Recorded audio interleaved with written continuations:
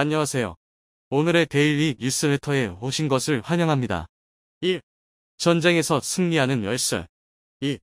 한국 보병의 첨단 무기. 3. 비교할 수 없는 클래스. 한번 진실을 알아봅시다. 대한민국이 세계 최강의 전투력을 증명했습니다. 무기 체계가 아무리 발달하더라도 결국 전쟁의 시작과 끝은 보병인데요. 바꿔 말하면 보병의 전투력이 약하면 아무리 강한 전차나 미사일을 보유하고 있더라도 전쟁에서 이길 수 없다는 뜻입니다. 그런데 대한민국이 전세계 내로라 하는 특수부대들이 모인 사격대회를 평정하면서 우수한 무기 체계를 보유한 만큼 강한 병사를 보유한 나라는 걸 증명했습니다. 반면 중국은 처참한 실력으로 허세 가득한 군사력이 까발려졌는데요. 오늘은 전세계를 깜짝 놀라게 한 대한민국의 활약에 대해 알려드리겠습니다. 최근 레바논에 주둔 중인 다국적 유엔 평화유지군에서 사격 경연대회가 개최되었습니다. 매년 개최되는 이 대회의 표면적인 목적은 침묵 도모인데요. 평화유지군이라는 게 세계 각국에서 정예 중에 정예가 모인 연합군인 만큼 사격 대회를 통해 국가 간의 문화 장벽을 허물고 단합력을 높이겠다는 것입니다.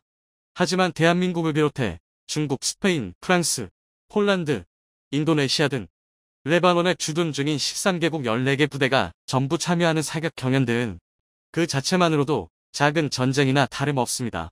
이건 절대 과장이 아닌데요. 애초에 유엔 평화유지군이라는 것부터가 정예 파병 부대가 집단이만큼 사격 대회를 통해 한 나라의 보병 전투력부터 개인 화기의 성능까지 한눈에 가늠할 수 있습니다. 말이 사격 대회제 한 나라의 명예가 걸린 자존심 대결인데요. 그런데 이런 중요한 대회에서 아주 놀라운 결과가 벌어졌습니다. 다름 아닌 대한민국이 순위권을 전부 독식해버렸습니다. 레바논 유엔 평화유지군으로 파견된 우리 동명부대의 신호창 중사와 양진모 하사가 각각 개인전에서 1위와 2위를 차지했고 전준철 대위, 이윤석 중사가 공동 3위에 올라 시상식을 싹쓸이 해버렸는데요. 이뿐만이 아닙니다. 심지어 동명부대 장병들이 참여한 단체전에서는 종합 2위의 성적을 올리며 압도적인 실력을 증명했습니다. 역시 대한민국이 보유한 최강의 전투 파병 부대다운데요. 오죽하면 레바논 유엔 평화유지군의 총책임국인 프랑스 루도빅 소마렛 예비대 지휘관이 직접 메달을 수여하며 넌지시 훈련 방법을 물어볼 정도였습니다. 사흘간의 대회를 지켜본 타국군 장병들 또한 동명부대의 매 순간순간 감탄과 환호를 아끼지 않았는데요. 이 덕에 해외 장병들 사이에서는 우리 군의 제식 소총인 K2C1이 초유의 관심사로 등극했습니다. 그도 그럴 게 유엔 평화유지군의 사격 경연대회는 다양한 나라가 자국의 개인 화기로 참여하는 만큼 상당히 엄격한 조건과 사격 방법이 규정되어 있는데요. 먼저 각국의 소총 종류와 조준경 등 부착물이 다른 경우가 많은 만큼 사격은 오로지 기본 형태의 가늠자와 가늠쇠만 활용할 수 있습니다. 앞서 개인 화기의 성능까지 검증받게 된다고 말씀드린 게 바로 이런 이유에서인데요. 추가적인 부착물이나 광학 장비가 없이 소총의 기본 성능에만 의지하기 때문에 개인 화기의 장단점을 아주 노골적으로 평가할 수 있습니다. 또한 예선 사격 방식과 결승 사격 방식이 완전히 다른 형태로 치러지는데요. 일례로 이번 사격 경연대회의 경우 대한민국 성인 남성이라면 대부분 경험해봤을 엎드려서뿐만 아니라 10개의 표적에 대해 무릎 쏴, 서서 쏴 등 복합 자세 사격 능력을 평가했습니다. 즉 다분히 실전적이고 다양한 환경에서 우리 군의 사격 실력이 증명된 셈인데요. 이런 혹독한 상황 속에서도 항상 완벽한 성능을 보여준 K2 소총에 타국군 장병들의 관심이 쏠리는 것도 당연합니다. 최고가 사용하는 장비를 자신도 따라하고 싶어하는 건 군인이나 민간인이나 다를 게 없는 자연스러운 행동인데요. 이는 우리 동명부대와 K2 소총이 같은 유엔 평화유지군으로 파견된 중국군과 비교해도 너무하다 싶을 정도로 우수하다는 점도 무시할 수 없습니다. 대한민국과 중국은 비슷한 지역에 엎치락뒤치락하는 군사력을 갖춘 만큼 늘 비교의 대상이 되는데요. 특히 대외 이미지를 중요시 생각하는 중국은 1990년대부터 유엔의 평화유지군을 파병하면서 한국보다 먼저 국제 영향력을 선점해왔습니다. 심지어 시진핑 때에 이르러서는 8천여 명 규모의 병력을 추가하면서 세계 최대의 평화유지군 파병국이 되었습니다. 상당히 의외의 사실인데요. 하지만 많은 분이 예상하셨다시피 중국이 평화유지군을 파병하는 건 정말 유엔의 가치에 맞게 평화를 위한 목적이 아닙니다. 중국은 그저 평화유지군이라는 명목으로 약소국의 내정에 개입하고 유엔에서 발언권을 강화하기 위한 정치적 목적으로 대규모 파병 병력을 유지하는 건데요. 그렇게 전세계 유엔 파견 지역 16곳 중 9곳이나 파견된 만큼 실력이나 괜찮으면 모르겠지만 정예 중에 정예랍시고 으스대는 주제에 중국 평화유지군의 실력은 최악이라는 말도 아깝습니다. 단적인 예로 중국이 아예 인민해방군까지 파견해서 주둔 중인 남수단에선 도저히 군대라고 생각할 수 없는 추태를 보였는데요. 남수단의 수보주바에서 나흘간 정부군과 반군 사이에 교전이 발생하자 난민촌을 지키고 있던 중국의 평화유지군은 총탄에 노출된 민간인들과 임무 초소를 벌이고 주기지로 도망쳐버렸습니다. 이후 충돌이 격화되고 있는데도 중국 평화유지군은 전장 한복판에 있었던 자신들의 기지에 틀어박혀 출동조차 하지 않았고 심지어 피난하는 민간인을 향해 최루탄을 발사하는 믿지 못할 만행을 저질렀습니다. 이처럼 중국 평화유지군이 제 임무를 외면하는 동안 민간인을 포함한 300여 명이 사망하는 끔찍한 일이 벌어졌는데요. 또 최소 5명 이상의 외국인 구호활동가들이 중국군 기지 인근 호텔로 끌려가 집단 백을 당했을 때도 수십 차례의 구조 요청받았지만 묵묵부답으로 일관했습니다. 이외에도 소총을 든 반군들이 공격해오자 그대로 장갑차 안에 처박혀 있다 결국 RPG 세례를 맞고 몰살당하는 사건까지 벌어졌었는데요. 아무리 중국제가 겉만 번지르르 하더라도 반군의 개인 화기로는 장갑을 뚫을 수 없는 게 당연한데 그저 엑셀만 밟아서 자리를 이탈하면 그만인 것을 겁에 질려 그조차도 수행할 수 없었던 것입니다. 이 정도면 명색의 평화유지군이 총된 깡패 집단보다 나은 게 하나 없는 수준인데요. 16년 동안 레바논에 주둔하면서 신이 내린 천사라는 찬사를 듣는 우리 동명부대와는 정말 비교할 수 없을 정도로 막장인 모습입니다.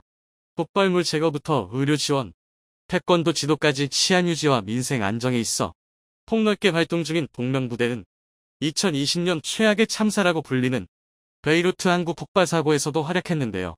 당시 동명부대는 기지에 보관 중이던 마스크 등 생필품 6천여 세트를 선뜻 제공했을 뿐 아니라 의약품 등 구호물자 4천여 세트를 현지 구매에 전달하는 구호활동에 동참했고 반정부 시위가 격화되자 치안 유지의 최선봉에 기꺼이 앞장섰습니다. 이처럼 규율과 실력에서부터 이미 하늘과 땅 차이니 사격 대회에서도 수준 차이가 여실히 드러날 수밖에 없는 건데요. 실제로 중국은 상위 6개국이 진출하는 결승전조차 진출하지 못하면서 처참한 실력이 낱낱이 까발려졌습니다. 더군다나 중국 평화유지군은 2019년 자체 개발한 최신식 소총인 QBZ-191을 운용하고 있었습니다. QBZ-191은 대표적인 숏스트로크 가스 피스톤 방식의 소총으로 K2의 롱스트로크 방식과 정반대의 구조인데요. 이론상 사격 시 노리쇠가 움직이는 길이가 짧기 때문에 반동이 적고 명중률이 높습니다. 다만 신뢰도가 떨어지는 게 단점인데요. 즉 소총, 구조적으로 봤을 때 중국 평화유지군이 우리 군의 선수들보다 더 유리한 위치에서 시작한 셈입니다. 하지만 그럼에도 불구하고 결과는 정반대였는데요. 우리에게 하도 익숙하다 보니 흔해 보이지만 사실 K2 소총은 명중률과 신뢰도를 모두 잡은 세계적인 명품 소총입니다. 우선 안전, 단발, 연발, 점사 4가지 발사 모드를 모두 제공하거나 온도에 맞춰 가스 배출량을 조절할 수 있다는 것 자체가 매우 드문 옵션인데요. 여기에 더해 직관적이고 간단한 조작성과 높은 신뢰도, 명중률 등 징병제 국가의 보급 총기가 가질 수 있는 보편성과 민간 총기에서 기대할 수 있는 높은 성능을 모두 갖춘 훌륭한 소총입니다. 그렇기 때문에 K2 소총이 대한민국에서 최초로 양산에 상공한 총기라는 걸 알려주면 외국 군사 전문가들이 경악에 빠지곤 하는 건데요. 중국의 QBZ-191 사례만 봐도 알 수 있으시겠지만 가장 기본 장비라고 하더라도 세계에서 제식 소총을 제대로 국산화하여 만들 수 있는 나라가 오히려 드문 편입니다. 일례로 러시아만 봐도 불세출의 천재였던 미하일 칼라시니코프가 설계한 47 AK-74를 지금까지 주기차게 개량하는 방식으로 제식화하고 있는데요. 또 일본의 20식 소총은 기술 실증용을 양산품이라고 속여서 제식화하는 바람에 아직도 제대로 실전 배치가 안 되는 형편이고 기존에 사용하던 89식 소총은 AK-74 대비 30배나 높은 가격에 조종관이 오른쪽에 쏠려 있는 바람에 아예 방아쇠에서 손을 놔야만 사격 방식을 변경할 수 있습니다. 이로 인해 89식이라고 하면 오른손이 바쁜 소총으로 아주 유명한데요. 그래도 역시 최악의 제식 소총은 인도의 인사지입니다. 아준 전차, 헬테자스와 함께 인도의 3대 실수라고 불리는 소총인데요. 인사지는 성능이 문제가 아니라 소총의 신뢰도 자체를 의심해야 하는 수준입니다. 3.4 모드를 놓고 썼는데 연발로 나가지 않나. 걸핏하면 기능 고장을 일으키는데 구조가 복잡해서 내구성과 정비성이 최악입니다. 게다가 기온이 떨어지면 플라스틱으로 만들어진 탄창이 갈라지는 심각한 결함을 드러냈는데요. 흥미로운 건 중국, 러시아, 인도, 일본 네 나라 모두 군사력 순위를 논할 때 10위권 안에 드는 강대국들이라는 것입니다. 이 나라들의 군사력 실체가 어떻고를 떠나서 그만큼 제식 소총을 만든다는 게 어렵다는 방증입니다. 이를 감안하면 1985년에 처음으로 도입되기 시작한 대한민국의 K2가 얼마나 우수한 소총인지 얼추 감이 오실 겁니다. 그나마 거의 유일하다고 할 수 있는 단점은 고급 총기다운 평범한 외형과 확장성 부족이었는데요. 그러나 이마저도 K2C1으로 개량되면서 극복에 성공했습니다.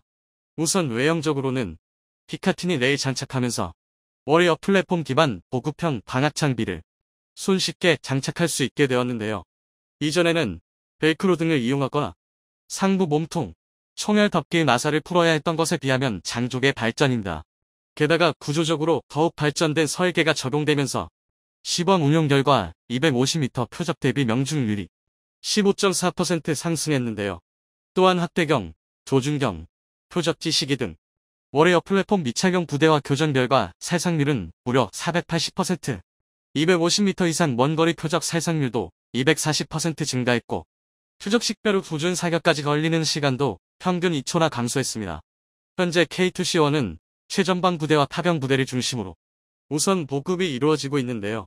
이렇듯 가뜩이나 우월한 성능이 제식 소총의 압도적인 훈련량까지 더해지다 보니 세계 각국의 정예들이 모인 UN 평화유지군을 사격 실력 하나로 평정할 수 있었던 것입니다. 이처럼 대한민국은 전 세계 파병 부대와 평화유지군의 모범 답안을 제시하고 있는데요. 대한민국 국가대표로서 대한민국과 중국의 정면 대결이 눈앞으로 다가왔습니다. 그나마 다행인 건 이번 전투의 선봉이 대한민국은 아니라는 건데요. 바로 인도와 중국의 국경 분쟁입니다. 최근 인도는 중국과의 국경 분쟁이 격화되자 포병 전력을 전진 배치하기 시작했는데요. 그런데 이 포병 전력의 주력이 K9 자주포의 인도 버전인 바지라입니다. 인도군 입장에서는 자신들이 보유한 최강의 자주포로 중국을 겨냥한 셈인데요. 실제로 바지라 전진 배치를 포착한 중국은 주력 자주포인 PCL-181로 맞불 작전을 펼쳤습니다. 이로써 얼떨결에 대한민국과 중국의 자주포 대장전이 성사되었는데요. 오늘은 인도와 중국이 전쟁을 치를 수밖에 없는 이유와 K9 vs PCL-181의 승패를 가늠해 보겠습니다. 현대 강군에 있어 자주국방은 필요불가결한 요소입니다. 이는 군사적인 관점에는 물론이고 사회경제적인 측면에서도 일맥상통인데요. 방위산업은 무기체계 개발 과정에 획득할 수 있는 여러 최첨단 기술과 막대한 생산 인프라를 통해 상당한 경제적 효과를 불러옵니다. 이는 세계 7위의 거대한 명토와 함께 13억 명에 달하는 어마어마한 인구를 보유한 인도 또한 마찬가지입니다. 일례로 2014년에 출범한 현 인도 총리 나렌드라 모디 정부는 메이크 인 인디아 정책을 펼치며 모든 인도 무기체계 부품의 60% 미상을 자국산 기술로 생산하겠다고 단언했는데요. 이뿐만 아니라 무기체계 수입에 드는 예산의 일부를 자국 제조업에 재투자할 만큼 국산 무기 개발에 대한 굉장히 강력한 정책을 펼쳤습니다. 앞서 말했듯이 국산 무기체계 개발이야말로 국가의 근간이라 할 수 있는 제조업과 산업 전반에 영향력을 끼치는 만큼 인도의 이러한 결정은 대단히 상식적인 결정인데요. 이처럼 당연하게 여겨지는 상식도 자주포 앞에서는 산산이 박살났습니다. 무기체계 자체 개발에 그토록 집착하던 인도가 생각지도 못했던 결정을 내린 건데요. 지난 1월 초 인도는 자주포 자체 개발을 포기하고 K900대, 금액으로 따지면 8,700억 원에 달하는 막대한 물량을 도입하기로 결정한 것입니다. 기존의 인도가 이미 K900대를 도입한 상태라는 걸 감안하면 최종적으로 무려 200대를 도입하기로 결정한 것입니다. 이 정도면 앞으로 인도 정부가 아무리 많은 투자를 하더라도 자국의 자주포 시장이 박살 날 수도 있는 과감한 결정인데요. 사실 여기에는 피치 못할 이유가 있습니다. 그렇습니다. 바로 중국 때문입니다. 실제로 인도는 K9 기준 보유군을 라닥 지역에 배치했는데요. 이곳은 2020년 인도 중국 국경 분쟁이 발생한 지역으로 두 나라의 군사적 긴장감이 가장 높은 지역입니다. 인도는 중국과 국경을 맞대고 있는 다른 나라들과 마찬가지로 무려 60년이 넘는 오랜 기간 중국과의 국경 분쟁으로 몸살을 앓고 있습니다. 더군다나 인도와 중국의 국경 분쟁은 매년 심각한 수준으로 격화되고 있는데요. 바로 얼마 전인 2022년 12월에는 400명에 달하는 중국인민해방군 소속 군인들이 실질 통제선인 렉을 침범해 인도군과 물리적 충돌을 일으켰습니다. 여기서 끝이 아닙니다. 앞서 말씀드린 2020년 6월 분쟁에서는 히말라야 국경지대인 가란 계곡에서 무려 600여 명에 달하는 양측 군대가 냉병기를 들고 충돌하는 초유의 사태가 벌어졌는데요. 이로 인해 인도 측에서만 전사자 20명이 발생했고 중국에서는 20-30명이 넘는 병력이 전사했습니다. 그나마 두 국가에서 화기 사용을 제한했기 때문에 이 정도 손실로 끝난 건데요. 당시 사태에 대해 인도와 중국은 상대방이 먼저 국경선을 넘고 도발을 감행했다고 발표했습니다. 그러나 영국 BBC가 공개한 중국군이 사용한 쇠몽둥이 사진을 보면 총만 쏘지 않았을 뿐 이미 중국은 사전에 작정하고 준비했다는 것을 알 수 있습니다. 이쯤이면 21세기에 이루어지는 거의 모든 국가적 분쟁의 원인은 중국이나 다름없다고 할 수 있는데요. 이처럼 인도와 중국이 오랜 시간 국경 분쟁에 휘말린 이유는 서로의 상반된 주장으로 인해 국경이 명확히 정해지지 않았기 때문입니다. 이는 공식 국경이 아닌 임시로 정해진 실질 통제선, 렉이 존재하는 이유이기도 한데요. 과거 1912년 청나라가 민주화 운동이었던 신해혁명으로 붕괴하고 티베트가 미승인 독립국을 선언하자 2년 후 인도를 식민 지배하던 영국과 티베트가 3자 협정을 맺고 맥마흔 라인이라는 국경선을 그었는데요. 이 과정에서 당시 영국은 마크사이친과 아르나찰 프라데시 두 지역을 인도에 편입시켰습니다. 하지만 중국은 티베트의 독립을 인정하지 않았고 맥마흔 라인과 함께 이 두 지역을 중국의 명토라고 주장하고 있습니다. 이 주장이 격해지면서 심지어 1962년에는 국경선을 두고 두 나라 간의 전쟁이 발발하기까지 했습니다. 이 분쟁에 동원된 병력만 인도 12,000명에 달했고 중국은 8만 명에 육박했는데요. 양측 합계 사상자는 무려 6,500명이 넘었습니다. 이 전쟁이 고작 한 달간 벌어졌다는 걸 감안하면 짧은 시간 정말 엄청난 인원이 사망한 건데요. 다수의 전문가는 인도와 중국 모두 핵무기를 보유한 나라인 만큼 다시 한번 인도, 중국 간의 전쟁이 벌어진다면 그때는 세계대전 급의 대규모 전면전이 벌어질 것이라고 보고 있습니다. 그리고 이로 인해 두 나라는 분쟁이 격화되지 않도록 화기 사용을 극도로 자제하고 있는 건데요. 하지만 마슬아슬하게 나눠져 오던 힘의 균형도 결국 일촉즉발의 상황에 직면했습니다. 바로 인도와 중국 모두 1996년 맺었던 화기 사용 금지 협약을 깨고 인도와의 국경지대에 대규모로 화력 무기를 배치 중인데요. 이로 인해 최소 2년 사이에 중인도와 중국의 국경 분쟁이 냉병기 분쟁에서 화기를 사용한 국지전으로 격화될 가능성이 매우 높아졌습니다. 그런데 문제는 인도, 중국 국경지대 대부분이 히말라야 산맥의 고산지대에 위치해 있다는 것입니다. 고산지대는 1년 내내 사시사철 극한의 환경에 노출되어 있는데요. 살을 내리는 추위와 날카로운 바람으로 인해 웬만한 무기체계가 오랜 시간 전투대기 상태에 머물 수 없습니다. 더군다나 산지가 높아질수록 산소가 희박해지기 때문에 기계화 장비는 적군보다도 먼저 심각한 출력 저하에 맞서 싸워야 합니다. 그래서 고산지대에서는 헬기는커녕 전차조차도 운용하기가 매우 어려운데요. 이에 대다수의 군사 전문가들은 원거리에서도 효율적으로 적을 타격할 수 있는 포병 전력이 인도 중국 국경 분쟁의 성패를 가를 것이라고 예측하고 있습니다. 실제로 지난 2021년부터 중국이 국경지대에 대규모 포병 전력을 배치 중이라는 사실이 포착되었는데요. 특히 그 중에서도 100대 이상의 PCL 181, 155mm 자주포를 투입해서 전 세계를 놀라게 만들었습니다. 그도 그렇게 PCL 181은 2019년에 공개된 중국의 최신형 주력 자주포인데요. 시진핑이 추진 중인 군사현대화 개혁에 발맞춘 자주포인 만큼 중국의 모든 화포 기술력이 총동원되었다 해도 무리가 아닙니다. 중국이 이런 PCL 181을 투입했다는 것만 봐도 인도와의 국경 분쟁을 얼마나 중요하게 생각하는지 알 수 있는데요. 그러나 이에 맞서는 인도의 대응도 결코 만만치는 않습니다. 인도 또한 전 세계에서 최고라고 평가받는 K9의 인도화 생산 버전 K9 바지라를 배치하기 시작한 건데요. 결국 졸지에 대한민국과 중국의 자주포 대장전이 펼쳐지게 된 것입니다. 대한민국 또한 중국과의 국경 분쟁을 염두에 두어야 한다는 걸 감안하면 절대 놓칠 수 없는 실전 경험인데요. 하지만 대부분의 전문가는 전혀 다른 예측을 하고 있습니다. K9 바지라의 일방적인 우세를 예측한 것입니다. 우선 가장 표면적인 이유는 수적차인데요.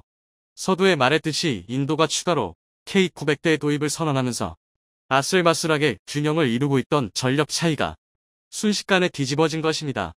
우선 날릴 수 있는 포탄의 숫자부터가 2배 이상 나는 건데요. 그리고 무엇보다 K9의 질적 우세가 압도적인 수준입니다. KF-21 CJ-1호기가 이달 초음속 돌파 비행과 KF-21 CJ-3호기는 초도 비행에 나선다고 합니다.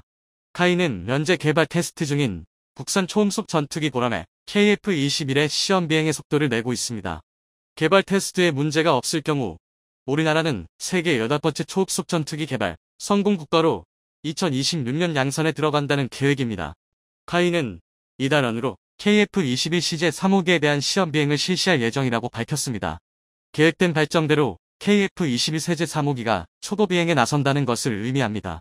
KF-21 CJ-3호기는 지난해 10월 사천 에어쇼에서 민간에 첫 공개된 모델로 저의 채널에서도 직접 에어쇼에 잡번하여 KF-21 3호기 관련 소식을 전해드렸습니다. 작년 7월 19일 KF-21 CJ-1호기의 첫 비행에 이어 11월 10일에는 2호기도 비행을 성공적으로 마쳤습니다. 다음 달에는 2인용 목자기가 초도 비행에 나설 것으로 보이며 올해 상반기 내로 6호기까지 시험 비행에 나설 예정입니다. 첫 시험 비행을 잘 마무리한 CJ-1호기는 이달 안에 초음속 돌파 시험에 나설 예정입니다. 초음속 돌파 테스트에서 가장 중요한 것은 3가지 정도입니다. 첫 번째로는 전투기가 천음속마하의 전후 기동 시에는 전투기의 목자판 항상에서 발생하는 와류들이 목함적으로 작용하여 전투기를 감싸게 됩니다. 이 과정에서 항공기 동체와 날개의 밸런스 문제가 발생하게 되고 이 영역대에서 고기동 시 양쪽 날개 비대칭적인 와류 유동 구조가 발생하는데 이를 아세브럽트 윙스폴이라고 합니다. 이는 양쪽 날개에 비대칭적으로 힘을 발생시켜 결과적으로 횡방향의 제어가 불가능한 움직임을 유발함으로 발생하지 않도록 형상 수정 및 한계 상황을 체크해 안전성 제한을 걸어 두기도 합니다. 두 번째로는 전자기기 오작동의 체크입니다. 현대 전투기는 다양한 디지털 장비들과 센서, 정밀, 기계들로 구성되어 있습니다. 아날로그 장비들과 다르게 디지털 장비들은 열과 진동, 간섭에 민감합니다. 이전 영상에서 소개해드렸지만 F-35는 다양한 센서 디지털 장비들로 구성되어 있고 이를 냉각하기 위해 필요한 냉각 용량을 kW로 표기하며 다양한 환경에서 서로 간의 간섭 현상에 의해 발생하는 온도 변화를 조절해야 합니다. 이와 더불어 음속으로 돌파하면서 많은 진동을 유발시키고 이는 디지털 장비의 간섭을 체크하며 이러한 진동은 기골에도 영향을 주게 됩니다. 세 번째로는 기세 피로도 체크입니다. 음속 돌파 시 기체에 엄청난 충격이 발생하고 진동을 유발하게 하게 되어 있는 기골과 동체에 금이 가거나 기골이 들어지거나 부러질 수도 있습니다. 이를 위해 해당 부문의 기골을 보강하거나 강도를 보강하게 됩니다. 진동을 유발시키는 원인을 제거하기 위해 위치 조정도 있을 수 있습니다. 이와 함께 기체 균형을 맞추기 위해 FW, SW를 수정하게 되고 비행 데이터를 지속적으로 업데이트 반화 SW 업그레이드 진행하게 됩니다. 이외에도 초음속 돌파 테스트는 진행하면서 많은 항목을 체크 수정해 나갈 것입니다. 각 호기별로 특화된 별도의 테스트를 진행하게 됩니다. KF-21은 CJ-1호기는 비행 영역을 확장하는 데 테스트에 중점을 두고 있으며 CJ-2호기는 고기동 비행에 중점적으로 테스트를 진행 중입니다. 지난 사전 에어쇼에서 카이 관계자는 이번 비행마 CJ-3호기는 시스템 통합과 무장 테스트에 중점을 둔다고 밝혔습니다. KF-21은 공대공은 독일산 AIM-2000과 영국산 미티어 미사일을 갖추며 공대지 무기는 GG-12 등 미국 제외 한화 LIG X1의 MK-82, KGG는 물론 개발 중 공중 발사 순항 미사일 알크크도 장착될 예정입니다. 장거리 공대지 미사일 1평방 국명 타우로스도 2028년까지 개발된다면 KF-21에 탐지될 것이며 개발 예정인 전략 무기 공중 발사 극초음속 미사일까지 통합되어 그 가치를 높일 것입니다. 군용항공기 운용의 주목적은 공중 우세 확보 및 전투력 투사 능력이며 이를 극대화하기 위해서는 기동성, 전두 반경 등과 같은 전투기 자체의 성능 향상뿐만 아니라 최종적으로 전투력이 발휘되는 항공무장 체계에 대한 정밀하고 일정된 운용성 보장이 요구됩니다. 최근에는 새로운 만공무기 체계가 다양하게 개발되고 있으며 기존의 재래식 폭탄도 개조되어 유도 무기화되는 실전으로 하나의 항공기에 탑재되는 무기체계의 종류 및 조합도 지속적으로 증가되는 추세입니다. 만습기에 탐지하는 무장이 다양하고 복잡한 조합으로 이루어졌기 때문에 잡작된 폭탄 및 미사일의 무장이 본래의 목적에 맞는 성능을 발휘하기 위해서는 무엇보다도 항공기로부터 담재되는 무기들이 안전하게 분리되는가를 검증하는 무장 분리 문제가 우선적으로 해결되어야 합니다. 따라서 이러한 외부 장착물의 안전만 물리는 여러가지 실험을 통해 사전에 반드시 검증이 이루어져야 합니다. 현재 KF-21 CJ기 3호기는 만잡 지상 테스트를 진행 중인데 지상 물리 시험이나 기층 테스트가 거의 끝마친 상태입니다. 이전에 미국의 칼 스펜서에서 실제 비행에서의 무장 테스트의 리스크를 낮추기 위해 무장 운용에 대한 풍동 테스트를 진행하기도 했었습니다. 또한 KF-21의 자유회전, 유입구 최적화에 대만 풍동 데이터 보정과 무장 도하 시 물리 데이터, 안정성, 제어 풍동 시험을 수행했다고 합니다. 실제 비행 중 탐지 무장을 투하할 경우 안전한 물리를 확인하기 위해서는 항공기와 미사일 상호 간의 간섭 효과에 영향이 있는 어먹인 무장 물리 초기 단계에서 미사일의 거동을 중접적으로 분석해야 합니다. 이러한 무장 물리 초기 단계의 어먹에서는 항공기에 대한 간섭 효과가 미사일 거동에 적지 않은 영향을 주기 때문에 항공기와의 거리와 자세 변화에 따른 공력 데이터베이스를 확보하는 것이 필요합니다. 이를 확보하기 위해 무장 투하각의 다양한 번호를 줘 테스트를 진행함으로써 데이터베이스를 확보하게 됩니다. 특히 비행 특성에 따라 높은 바등각 혹은 낮은 바늘각, 그리고 다양한 속도로 비행하는 상황에 맞는 무장 분리 각도에 대해 테스트를 진행하게 됩니다. 또한 공군이 보유하는 F4 팬텀에 KF-21의 무장 물리기를 장착하여 사전 실제 무기 테스트를 진행했습니다.